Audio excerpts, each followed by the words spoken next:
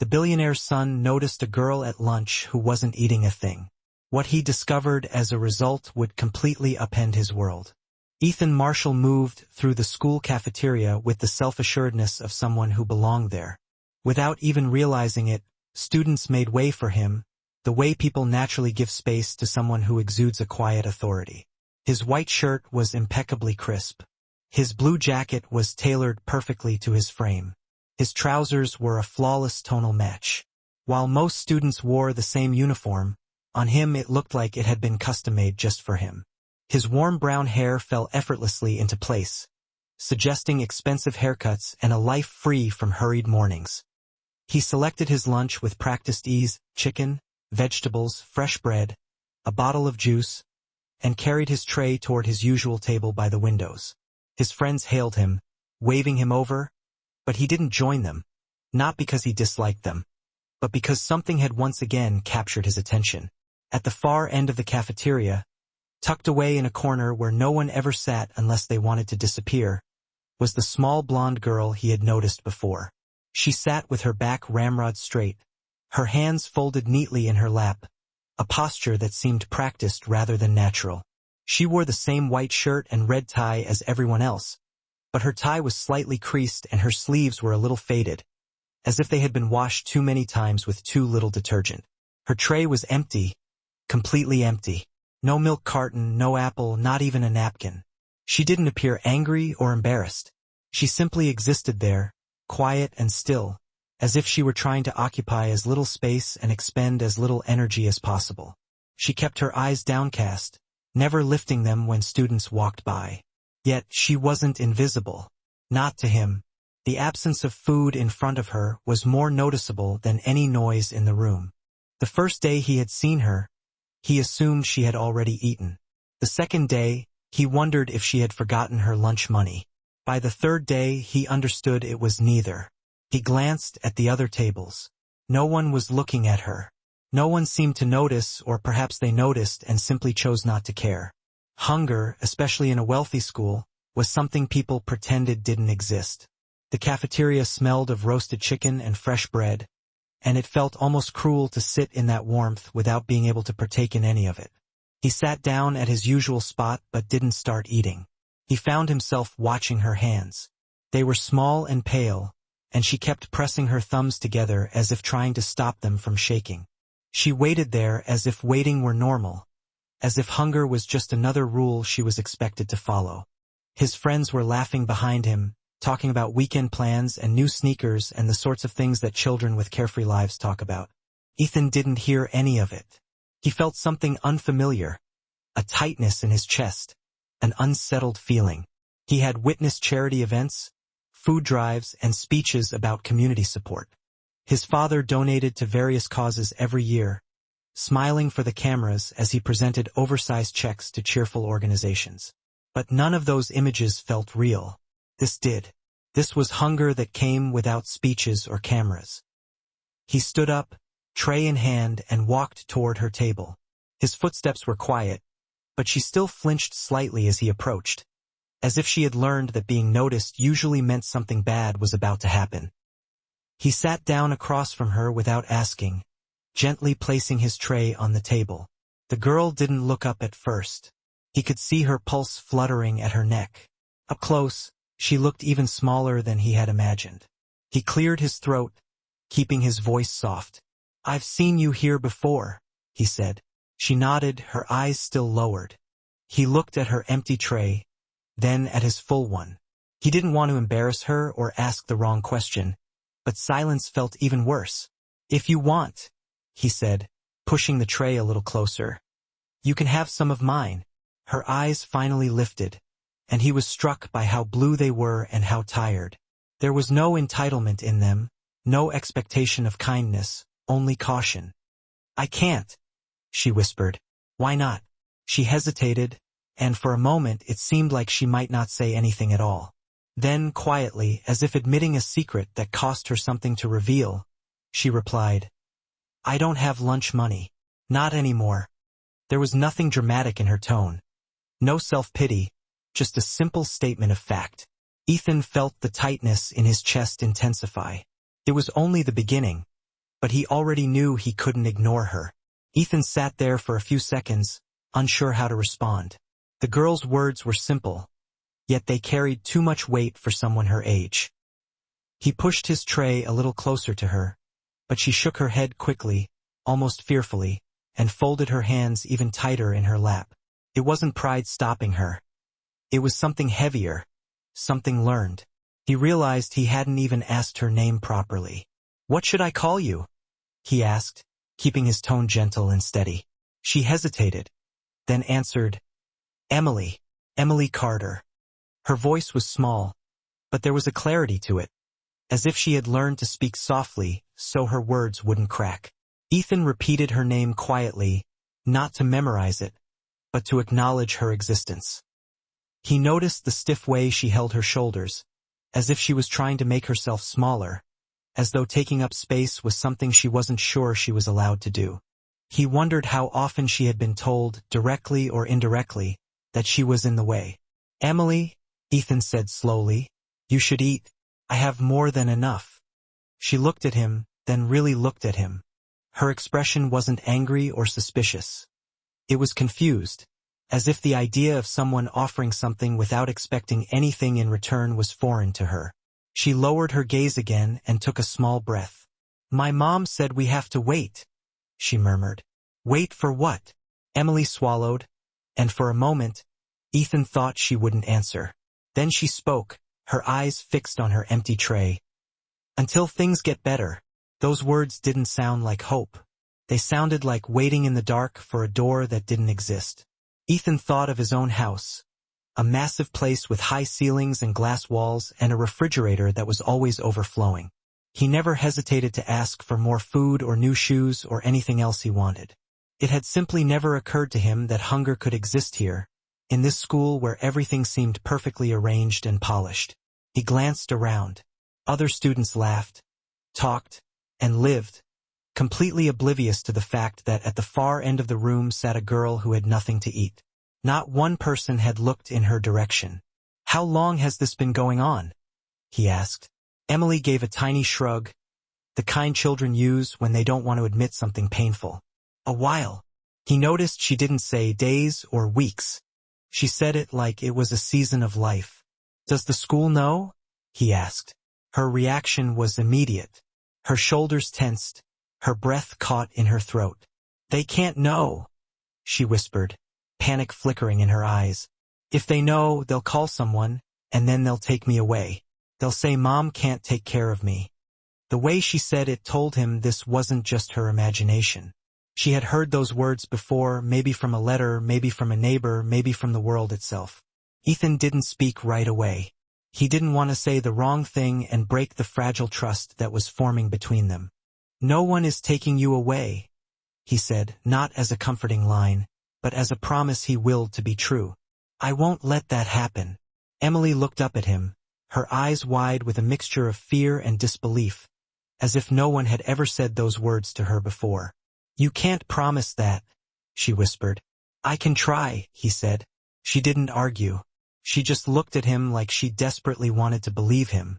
Ethan knew he couldn't solve all her problems in that moment, but he also knew he couldn't walk away from the table and pretend he hadn't seen what he had seen. So he tore off a piece of his bread and gently placed it onto her tray, not offering the whole tray, not overwhelming her, just one piece, small, safe, something she could accept without feeling like she was taking too much. She stared at it, her hands trembling slightly, then lifted it to her mouth and took the tiniest bite. It was a small gesture, but it changed everything. Ethan felt something settle within him, quiet but strong. He didn't know how or what it would require or how far he would have to go, but he had made a decision. Emily Carter would not eat alone again. Ethan couldn't shake the image of Emily sitting alone with that empty tray. The rest of the school day passed him by like a blur of color and noise, the teachers' voices sounding distant and unreal. He answered when spoken to and turned pages when instructed, but his mind remained in the cafeteria, replaying her quiet voice, her careful posture, her fear of being noticed. By the time the final bell rang, he had already made up his mind. He didn't ask anyone for permission. Some decisions are made silently and deeply, long before we realize we've made them. He walked past the waiting line of black sedans and luxury cars outside the school where chauffeurs stood holding doors open. His family's driver, Marcus, straightened up when he saw him, reaching for the handle of Ethan's usual car. But Ethan shook his head. "Marcus, can you take me somewhere else today?" he asked, trying to sound casual, though something inside him felt tight. Marcus raised an eyebrow but didn't question him. He had been with Ethan's family for years, had watched the boy grow up, and had learned when to speak and when to stay silent. He simply opened the back door. "Where to?" Ethan hesitated only because saying it out loud made it real. "I need to go to the Ridge Apartments. Building 14. The hesitation in Marcus's expression was subtle, but Ethan noticed it.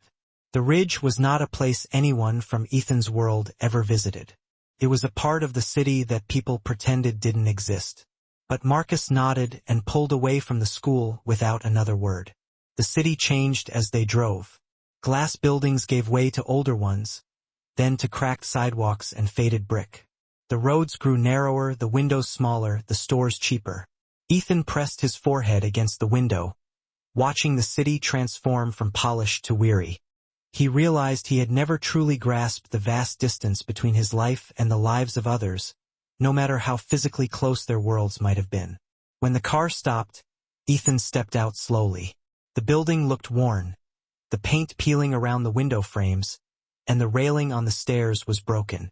A group of teenagers sat near the entrance, talking in low voices. They stared at Ethan, not in a hostile way, but with curiosity, surprised to see a boy in a tailored uniform in their neighborhood. Ethan climbed the stairs, his heart pounding louder with each step. His hand hovered before knocking, and for a moment, he wondered if he was intruding on something he didn't understand. But then he remembered how Emily's voice had cracked when she mentioned her mother. He knocked. There was a pause. Then the door opened just a few inches. A woman stood behind it, one hand on the handle as if guarding against something. She had pale, tired skin, wisps of blonde hair falling from a once neat bun, and eyes that carried the weight of someone who had been strong for too long and was now running out of strength. "Yes?" she asked, her voice polite but tinged with caution. "Hi, I'm Ethan. I go to school with Emily." He realized he didn't know what to say next. "I just wanted to check on her." The woman blinked, and her expression flickered with surprise, confusion, and a hint of embarrassment. She opened the door a little wider.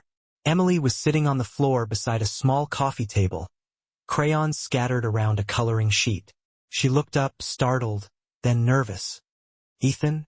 Ethan stepped inside at her mother's gesture. The apartment was small but clean in a way that takes effort, not the kind that comes easily. The walls were bare except for a single framed picture of Emily as a toddler. The kitchen cupboards were partially open, revealing how few items were inside. On the counter sat a stack of envelopes, all the same shape with red print visible even from a distance. Medical bills, debt notices, late payment warnings. He didn't need to be told what they were. Emily's mother saw his eyes linger on the envelopes and subtly shifted her body as if physically shielding them from view. She cleared her throat. "I'm Claire." Her voice sounded like someone who used to speak with confidence but now spoke cautiously, carefully, aware of how easily words could falter. Ethan nodded. "Emily told me things have been difficult." Claire closed her eyes for a moment, pain flickering across her face, not because he had mentioned it, but because Emily had been aware enough to acknowledge it. "I was a nurse," she said. "I loved my job.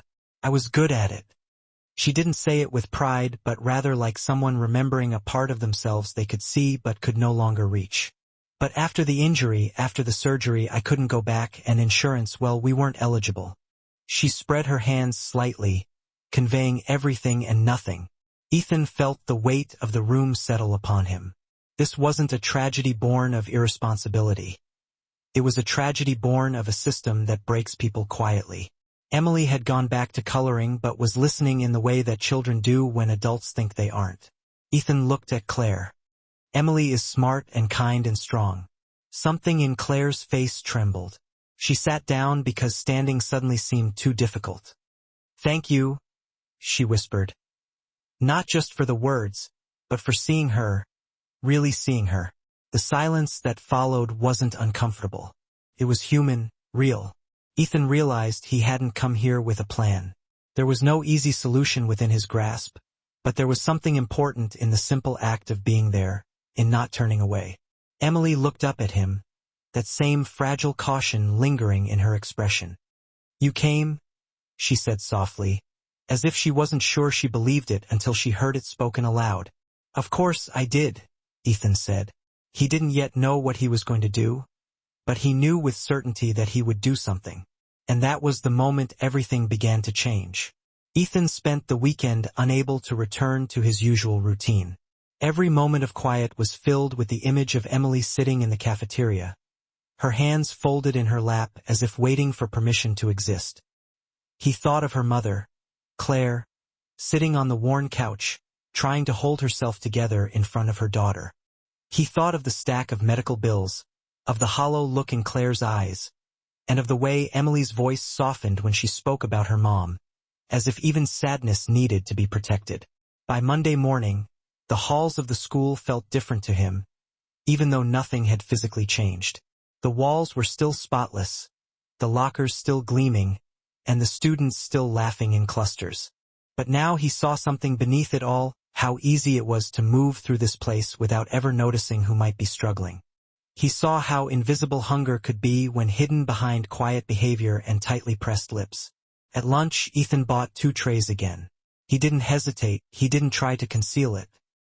He simply walked to Emily's table and set one down in front of her, as if it were the most ordinary gesture in the world. She looked up at him, her expression a mixture of gratitude, embarrassment, and uncertainty. "You don't have to do that," she said softly.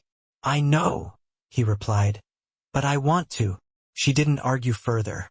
She ate carefully, slowly, as though she needed to ask the food itself for permission. But not everyone ignored this exchange.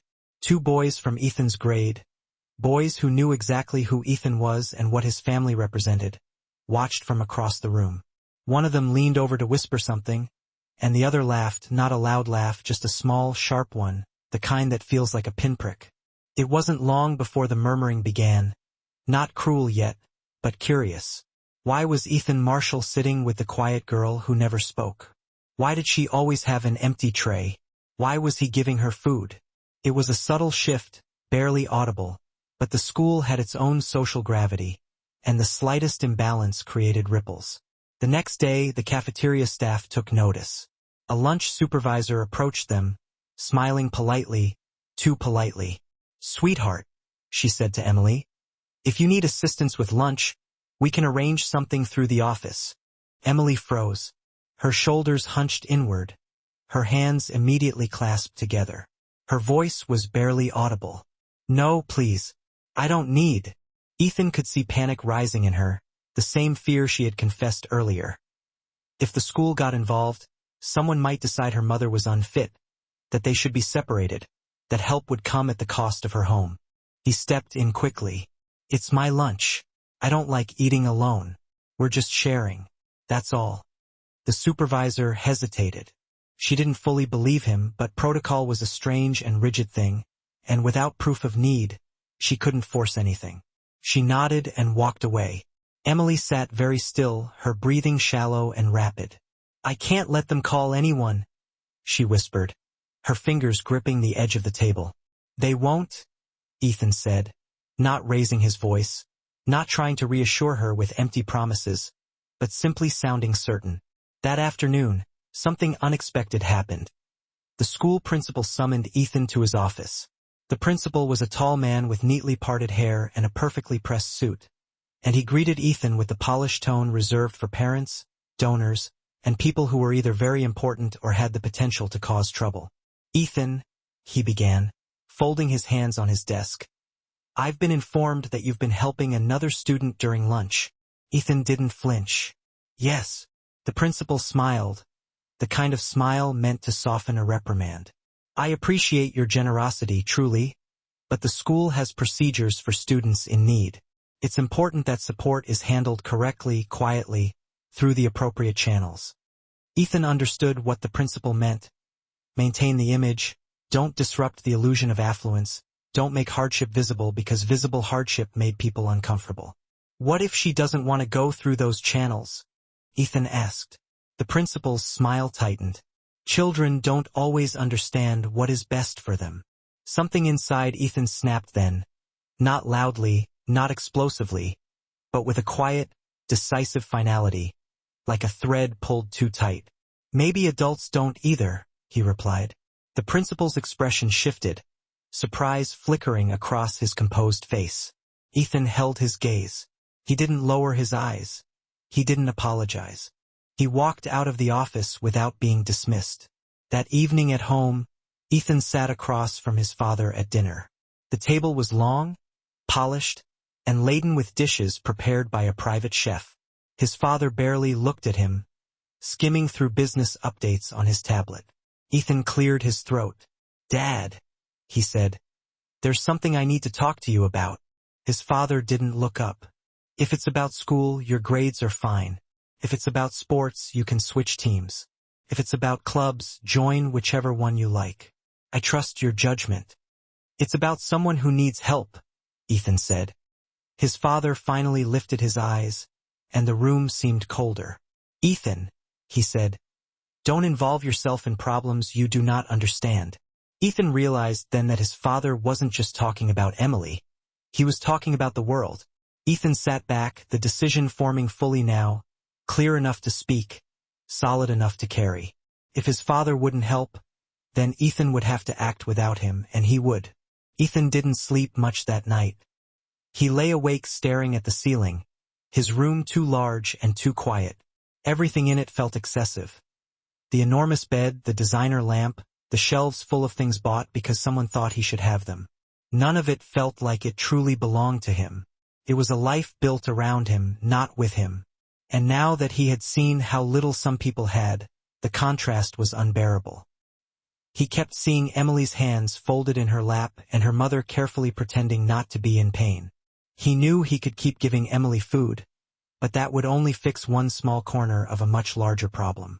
Something had to change at the school itself, but he also understood that the school would do nothing unless someone forced it to look directly at the truth.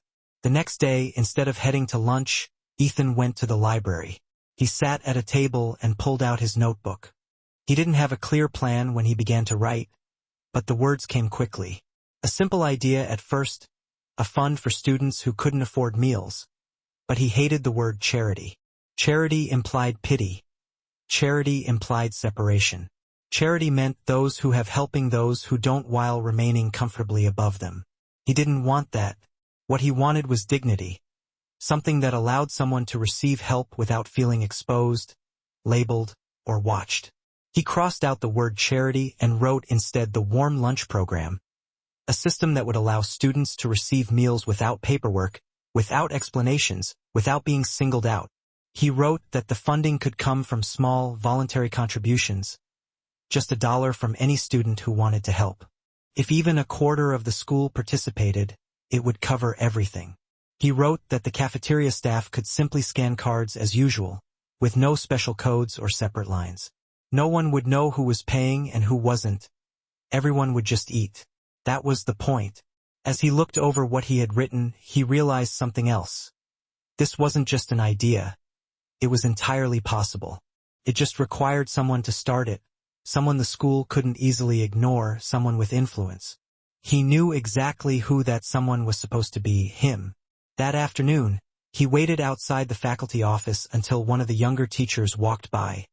A teacher who seemed to actually see the students as individuals, not just manage them as a group.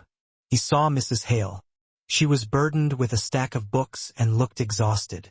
However, when she noticed Ethan, she offered him a genuine, warm smile, the kind most adults seemed incapable of. "Ethan, is everything okay? Could I talk to you?" he asked.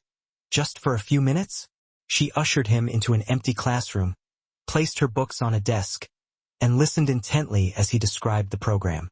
He anticipated her questioning the logistics or pointing out the difficulties.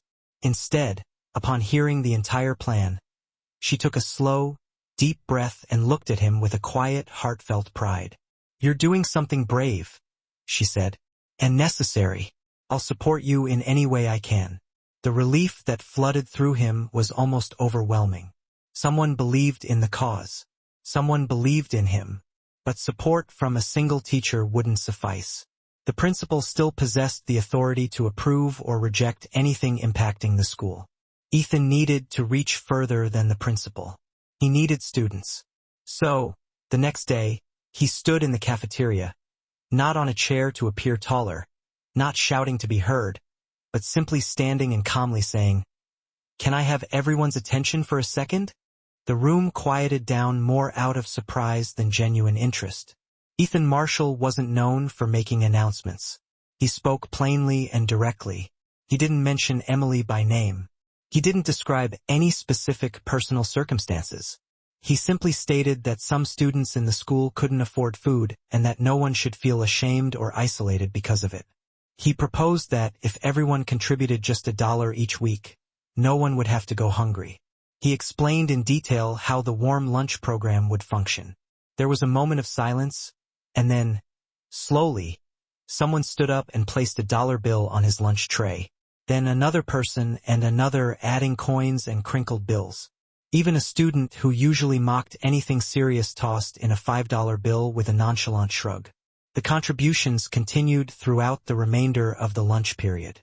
And Emily sat motionless, watching the bills accumulate, tears welling up silently in her eyes, though she didn't wipe them away. However, the moment wasn't universally celebrated. When Ethan arrived home, his father was waiting in the sitting room, his posture rigid, his hands clasped tightly behind his back. "I heard what you did today." Ethan didn't deny it.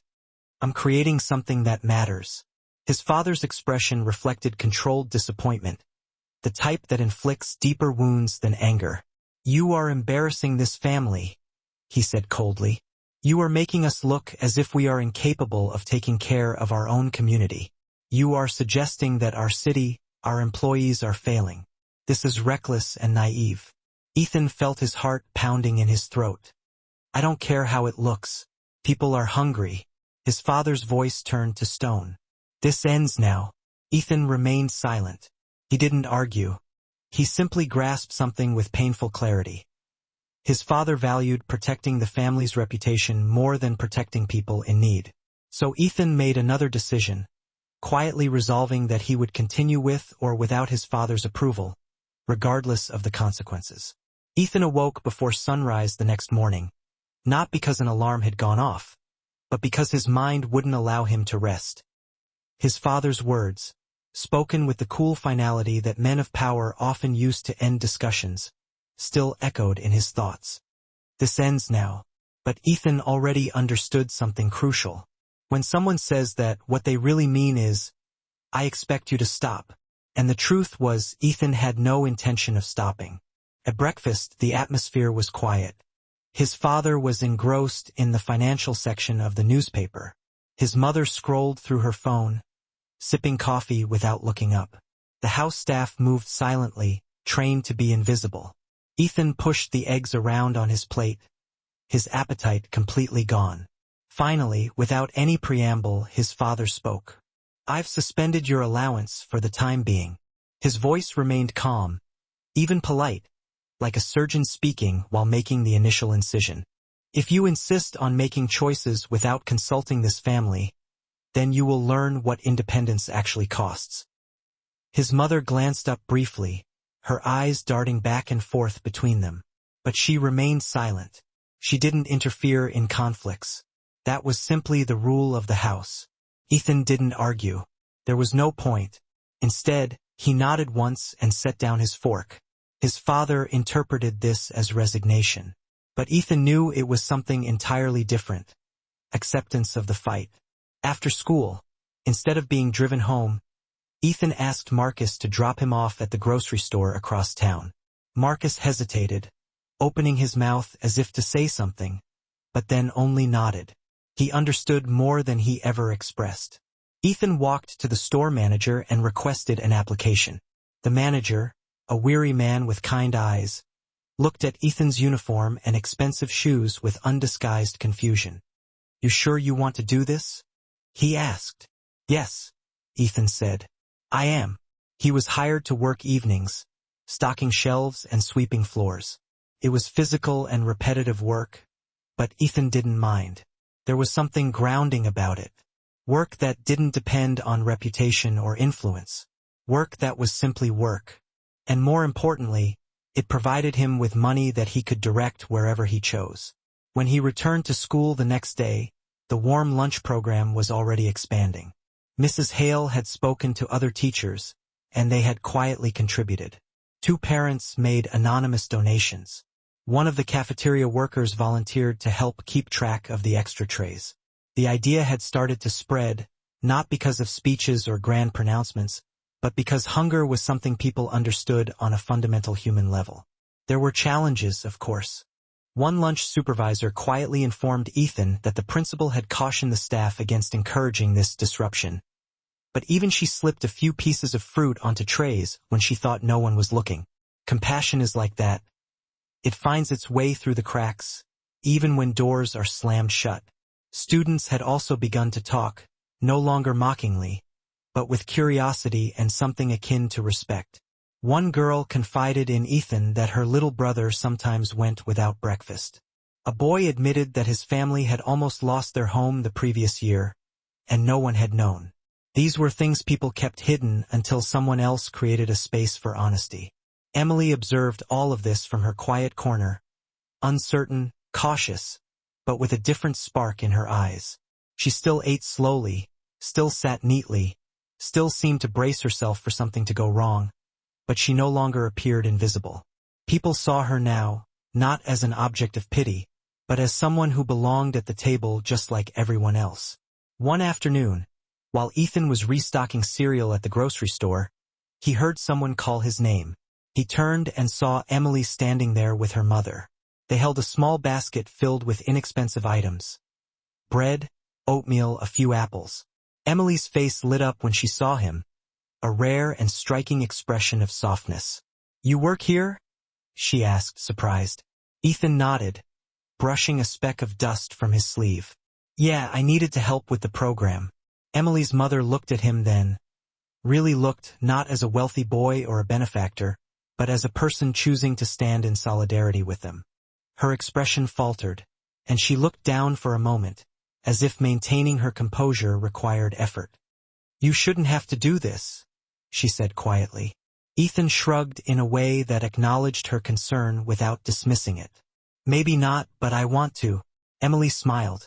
Not a big smile, not a loud one, but the kind that forms slowly, gently, as if emerging from somewhere long buried. And in that small grocery aisle, under the buzzing fluorescent lights and surrounded by shelves of cereal boxes, something unspoken passed between them. A recognition, a link, a shared truth. You are not alone anymore. That night, when Ethan returned home, his father stopped him in the hallway.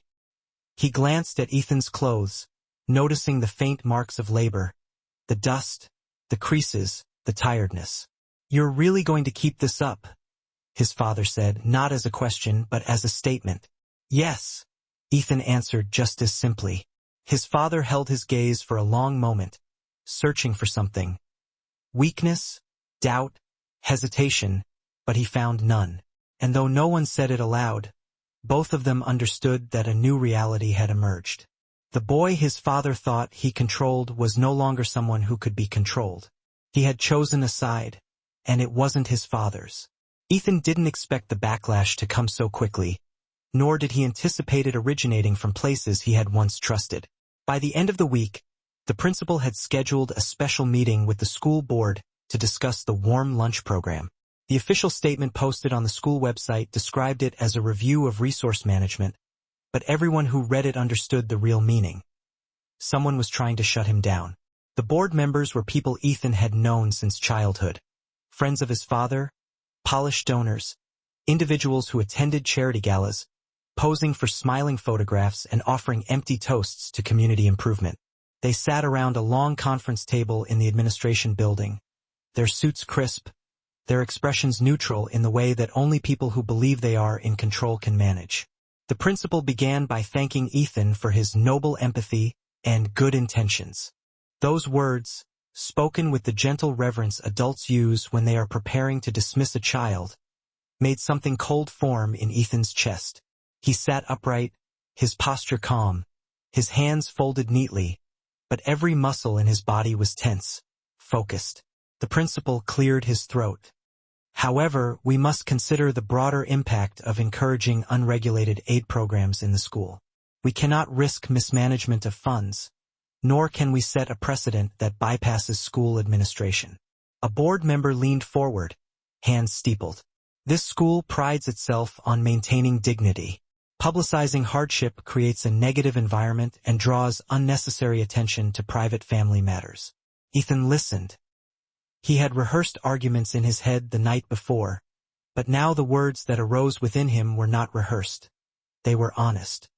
"I didn't publicize anything," he said, his voice steady. "I created a way for students to eat without being singled out or embarrassed. I'm not exposing suffering. I'm trying to keep people from having to suffer alone." There was a pause, a controlled, measured pause, the kind adults used to signal that they believed the conversation was over. The principal exhaled slowly. "Ethan, this program ends today. The school will handle assistance through our established channels." He said it as if the decision was final. But Ethan felt no fear, only clarity. "With respect," he said, "your channels don't work. If they did, I wouldn't have needed to start this." A murmur rippled across the board members. They were not accustomed to being challenged, certainly not by a student, and certainly not one of their own elite. The principal's expression tightened. "Are you suggesting the administration is failing?" Ethan replied, "Yes, for some students." It wasn't anger. It was simply truth. A truth spoken out loud, and truth, when spoken plainly, is far more dangerous than shouting. The meeting dissolved into procedural language and closing statements. Ethan walked out before they finished, leaving them talking behind him. He had heard enough. Outside, the hallway was empty except for one person. Emily, sitting on a bench with her backpack in her lap. She looked up when he stepped out. Her expression held no dramatic fear, only quiet understanding. "You heard?" he asked. She nodded. "They want to stop you." "They might," he said. Emily studied him for a long moment. "Will you stop?" Ethan knelt so that his eyes were level with hers. It didn't feel like speaking to a child. It felt like speaking to someone who had already lived through more than most adults. "No," he said. "I won't." Emily exhaled softly, not exactly relief, but a release, as if she had been holding her breath for a long time. The next day, something unexpected happened. Not planned, not forced, something human. Students began showing up to school carrying extra food. Granola bars, sandwiches, apples, juice boxes. They placed them quietly into a decorated box in the cafeteria that someone had labeled "warm lunch," with marker and stickers. They didn't announce it. They didn't ask permission. They simply acted. One boy who never spoke to anyone placed 3 apples inside and walked away before anyone could thank him. A girl from the cheer team folded 2 homemade sandwiches into napkins and left them carefully, as though setting down something precious. Even students who had little themselves shared what they could. It wasn't charity. It was solidarity. No one looked at Emily differently that day. No one whispered. No one stared. She ate like every other student. Meanwhile, Ethan's father received 3 calls from the school and 2 from other board members. At dinner, he set down his fork with the slow, deliberate weight of a man ready to reassert control. "You have made this bigger than it needed to be," he said. Ethan looked at him, not with rebellion, not with defiance, but with certainty. "It was always this big," he replied. "I'm just not pretending it isn't anymore." His father opened his mouth to argue, then stopped. Something in Ethan's eyes made him pause. It wasn't hatred, not resentment. It was conviction, the kind that does not break. And for the first time, Ethan's father couldn't tell his son what to do. He could only watch him become someone he no longer knew how to control. The change, when it finally came, didn't arrive like an announcement. There was no moment where the world suddenly shifted in a burst of applause or recognition. Instead, It came quietly, in the way seasons change, gradually, steadily, so that one day people simply realized that something was different and could no longer remember when it had started. The warm lunch program didn't disappear after the board meeting, despite the principal's attempts to contain it. If anything, the attempt to stop it made students more determined to support it. The box in the cafeteria filled faster each day. Parents who learned of the situation through whispered conversations began discreetly sending extra food with their children. A small local bakery donated day-old bread, still soft and warm. A teacher's niece, who worked at a community garden, dropped off crates of vegetables once a week. No speeches, no charity banners, just a quiet, shared promise that no one at school would go hungry. Ethan continued working at the grocery store in the evenings. Some nights he was exhausted, his hands aching from repeated lifting, his shoulders sore, but he never once considered stopping. The work grounded him. It reminded him why he had begun. At school, he was still the son of a billionaire. At the store, he was simply someone stocking shelves. And in that simplicity, there was something healing. Emily changed too, though slowly. She no longer sat in the corner of the cafeteria. She joined Ethan and a few other students at their table, cautiously at first, then with a quiet comfort. She began to talk more in soft sentences that carried careful thought. She laughed sometimes, short and sudden, as if she was surprised her body still remembered how. There were days when she still looked tired, still folded into herself when adults spoke too sharply, still paused when someone asked questions she didn't know how to answer. But she no longer looked invisible. She looked present. At home, the tension between Ethan and his father settled into something quieter, heavier, like two forces pushing in opposite directions, but refusing to break away entirely.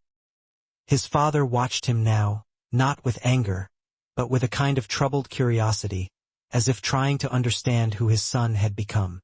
One evening, Ethan came home late, his clothes rumpled from work, and found his father sitting alone in the dimly lit living room.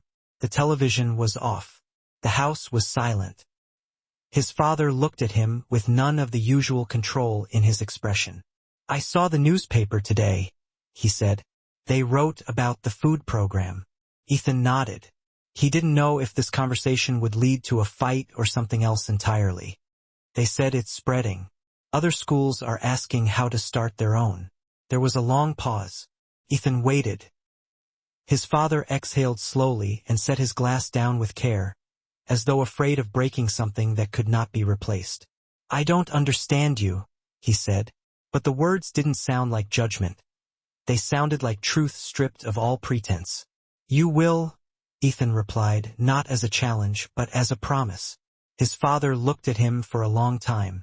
Then he nodded once and stood, placing a hand briefly on Ethan's shoulder before leaving the room. It wasn't reconciliation, but it was a beginning. Weeks passed. The warm lunch program became part of the school routine, unremarkable in the way good things eventually become normal. A new kindness settled among the students, not loud or dramatic, but steady and familiar. Hunger no longer hid in corners.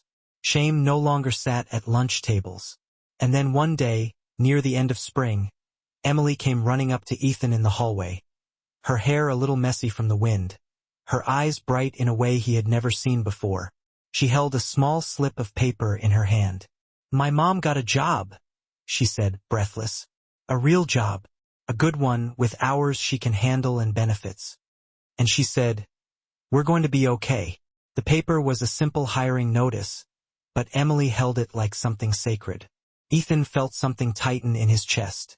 Not sadness, not relief exactly, but something deeper, something like witnessing a door open that had once seemed forever locked. He smiled, not wide, not triumphant, but with warmth that reached his eyes. "You deserve this," he said. Emily nodded, her voice trembling in the gentlest way. "We all do." They walked outside together. The sky was pale blue, sunlight stretching across the pavement. Students laughed nearby, unaware that anything extraordinary had happened. But something quiet, something real. Their world hadn't changed overnight. It had changed because someone refused to look away. Because someone believed that small, consistent acts of kindness could become something stronger. Kindness hadn't made Ethan weaker. It had made him brave. It had made him whole. And it had given Emily something even rarer than food. It had given her tomorrow.